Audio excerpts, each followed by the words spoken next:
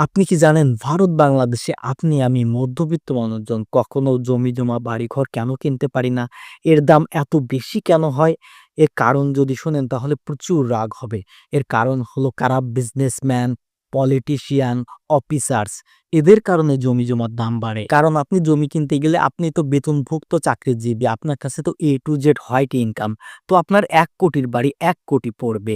আপনার tax paid income এর থেকে ডাউন পেমেন্ট করবেন আর বাড়ি কিনে নেবেন। কিন্তু যখন একটা খারাপ মানুষ বাড়ি কেনে তখন কি জানেন তাদের কত পড়ে? উদাহরণ হিসেবে ধরে নিন ওর কাছে ৳১,০০,০০,০০০ আছে যেটা ও মুখে বলেছে কিন্তু দেখায়নি, কালো টাকা। এখন ওই টাকায় ও ৪০% পর্যন্ত ট্যাক্স বাঁচাবে ইন্ডিভিজুয়াল লেভেলে।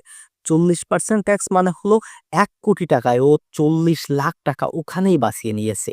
এখন ওই ১,০০,০০,০০০ বাড়ি ও দেখাবে যে ৫০,০০,০০০ পড়েছে এই বাড়ি। আর রেজিস্ট্রেশন ৭-৮% হয়, জিএসটি ১২% হয়। ৫০,০০,০০০ এ দেবে কিন্তু ১,০০,০০,০০০ তে দেবে না। তো ওই ৫০,০০,০০০ ও আরো ৳১০,০০,০০০ ওখানেই বাঁচিয়ে নিয়েছে। তাহলে এখানে সমাধান এসে দাঁড়াচ্ছে একজন খারাপ ব্যক্তি ১,০০,০০,০০০ বাড়ি যেখানে আপনার পড়েছে ১,০০,০০,০০০ আর একজন খারাপ ব্যক্তির পড়েছে ৫০,০০,০০০।